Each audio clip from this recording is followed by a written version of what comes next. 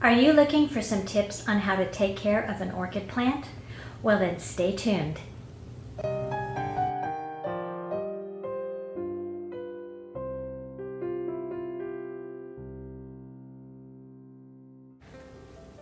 Hi everyone, Pam here from Creative Homescaping. Welcome back to my channel. And if you're new here, I post several videos a week on how to creatively manage and decorate your home. In today's video, I'm going to be talking about how to care for orchids. Now, I don't have a green thumb. I always say I have a brown or black thumb when it comes to houseplants. But orchids are one plant that I do know how to take care of. And the reason for that is I worked at an orchid nursery when I was going to college. So I learned all about orchids, different types of orchids, and how to take care of them.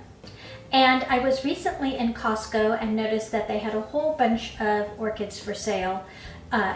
This type that I have right here actually.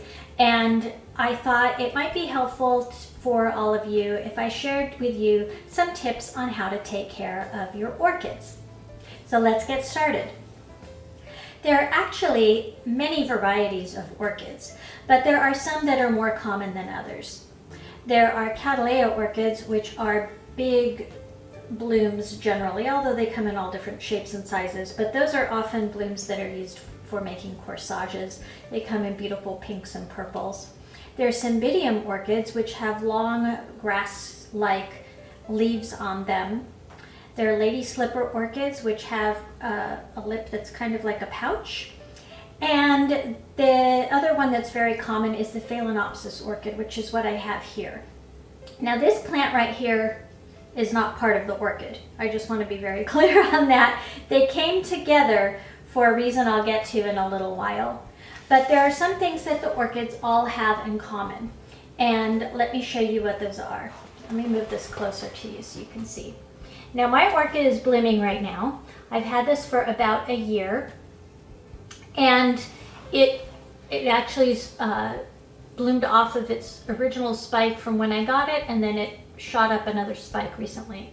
So orchids all have what you might think of as 6 petals, but they're actually 3 sepals, which are these more pointy looking petals here. They're actually called sepals. And then they have 3 actual petals, 2 on either side that are generally similar to the sepals in color, but not shape. They're more round. And then it has a 3rd petal, which has morphed into what they call the lip of the orchid. Now this phalaenopsis orchid is also sometimes called the butterfly orchid or the moth orchid, and you can see why. This is a little bit more waxy one, but there are some that are very delicate and they flutter when breezes hit them. So now another thing to know is that the orchids bloom from when they usually get multiple buds, this type of orchid, and they bloom from the bottom of the stem upward. So on these that haven't opened up yet, this bud right here will open first, then this one, then this one, then this one. So they'll bloom in that order. And what's nice about these orchids, this particular one, usually these blooms will last 2 to 3 weeks. This one was blooming last year for almost 4 months off of just this one flower spike. And when it was finished blooming, I cut it back here, which was above one of these nodes you can see here. And that has forced it to bloom again out of a node up here and a node over there. And then it also made a new flower spike here. So that's a little bit of background on the orchids. This particular type of orchid grows out of what they call a crown. It grows vertically with leaves coming out of either side. Some grow out of bulbs that you can actually see, and some of them have rhizomes that go underneath that they come from. And the other interesting feature that they have, I don't know if you can see that, but see these things coming out here? Those are air roots. Some of them are dying back a little bit, because I've been somewhat neglectful of my plant. But here's a healthy one right there. I don't know if you can see that. So orchids are what they call epiphytes, and they grow in tropical rainforests, and they actually grow on the side of trees. They aren't a parasite. They don't take nutrients from the trees. They just hang on to the tree. And so that's why you'll usually see orchids planted in sphagnum moss, which is what this one's planted in, or in bark, because they don't grow in the soil. So you never want to put your orchid in the soil, because that's a way to give them root rot. The other thing is, this one's a little bit, has a little bit darker leaves, but generally you don't want an orchid to have very dark green lush leaves, because that means it's not getting enough sunlight. So with that being said, let me get on to how you actually take care of these things. Okay, so there are 3 main things you need to know about in order to take care of your orchid, and they are the water and planting medium, humidity, and sunlight. So I'll start with the sunlight first. Different types of orchids need different types of sunlight.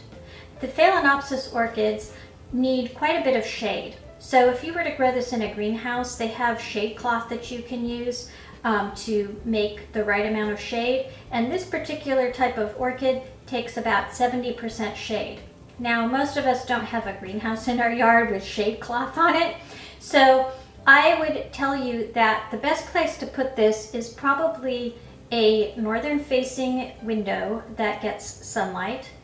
Or you could put it in an eastern facing window or a western facing window, as long as it's not directly in the sun and you don't get too much heat coming in the windows, because their ideal temperature range is probably around 70 to 80 degrees. However, they do like it when it cools down at night, as it would in the forest when the sun has gone down. So that's something you'll need to consider. You don't want to keep them in a very warm room all the time, because that could inhibit them blooming again. So the next thing you want to know about is watering them. And as you can see, my roots have dried out a little bit here, although down closer to the base they are better. That's because I am very neglectful of this plant. But you can see it actually doesn't mind it.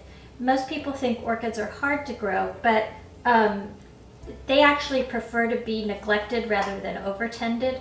So generally I try to water this orchid every 10 to 14 days. This sphagnum moss holds in a lot of water. If it were in bark, I might need to water it every 7 to 10 days. But the best thing to do to tell if your orchid needs water is just to stick your finger down into the potting medium and down about 1 inch and see if it feels damp. If it feels damp, the orchid has enough water. If it feels dry, then it's time to water it. When you water an orchid, you don't want to let it sit in water, and you don't want to just give it a very cursory once over with your watering can or your hose or whatever you're using to water it. You actually want to let the water flush through the pot. Orchids are very sensitive to salts in the water, so when you're watering it, you need to let the water flush through the pot and come out the bottom. Now, this isn't the best container for this to be in. This is the container I got it in, and I should probably replant it, but it does actually let the water seep out the bottom. So I can actually tell when I have enough water, and you want to let it run through the pot quite a bit, just so it can flush all the salts out of it. You never want the orchid to sit in the water. If you have this type of orchid also with the 2 leaves coming out of the center, the phalaenopsis, there is this little indentation where the leaves are. This is called the crown. You never want to get water in there. That can cause the whole orchid plant to rot. You always want to water as close to the potting medium as possible so that you don't rot out your orchid. And then the last thing you need to know about is that orchids, being from the tropics, do love humidity. Now, I have mine sitting in my kitchen window right by my sink, so it gets a lot of ambient moisture, and I don't need to add any extra moisture to it. Just being by the sink with the faucet going on and off all the time seems to be doing well. So you can see this orchid is loving it. It's rewarding me with lots of flowers, and I am a person who kills houseplants.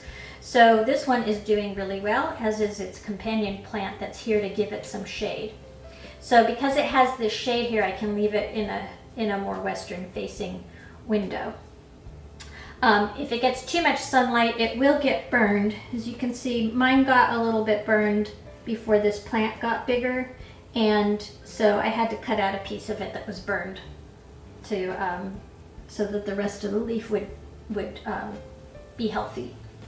So in order to create humidity for your orchid, what you want to do is take some kind of a dish. This is just an old pie tin, and inside of it I have put some rocks from the Dollar Tree. So it doesn't have to cost that much. You can use any kind of dish you have. Doesn't have to be a pie tin. It just needs to be big enough so you can set your pot in the middle of it. Now this isn't quite big enough for this size container, as you can see. I have a coffee cup here. Let me just show you, since it's my coffee. But this is about the diameter you would want for this size container. So if you had it in a round pot, you would want some of the rocks exposed around the outside of the pot. You wouldn't want the pot to cover the whole thing. Then you put water into these pebbles or rocks, and you don't want the water to come up to the level of the top of the rocks, though. You want it to be down below that, because you don't want any water down that could get wicked up from the roots of the orchid. So you want to make sure that your pebbles are above the level of the water. One other thing you could do, and I should have brought this out ahead of time, is that if you have an old baking rack and you're really worried about keeping your plant out of the water, is just take a baking rack, set it over the pan, and then you can set your pot on top. And again, I'm just going to use my coffee cup so you can see. So this will definitely ensure that your pot is up above the level of the water.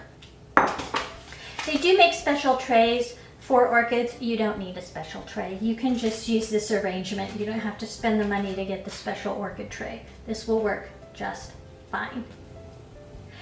So that's it. Those are my 3 tips on how to take care of your orchid. Make sure you pay attention to how much you're watering it and how you're watering it, how much sunlight it's getting, and how much humidity it has. And also make sure it is in the proper medium. I have seen orchids for sale in stores that were put into the wrong type of soil. If you have any questions about any orchids you may already have, you can leave me the question down in the comments below, and I will get back to you on it with any information I have. Most orchids, even if they're not phalaenopsis, take a similar type of care. Some of them need a little more sunlight than others, but they're all generally about the same. I hope you enjoyed this video and found it useful. Maybe this will encourage you to go out and buy one of those orchids that you see around now in the stores. And if you are new to my channel, as I mentioned in the intro, I do post several videos a week on how to creatively manage and decorate your home. So I hope you'll consider subscribing by clicking on the subscribe button in the description box or on the icon in the corner of this video. I look forward to seeing all of you next time. Take care, everyone. Bye-bye.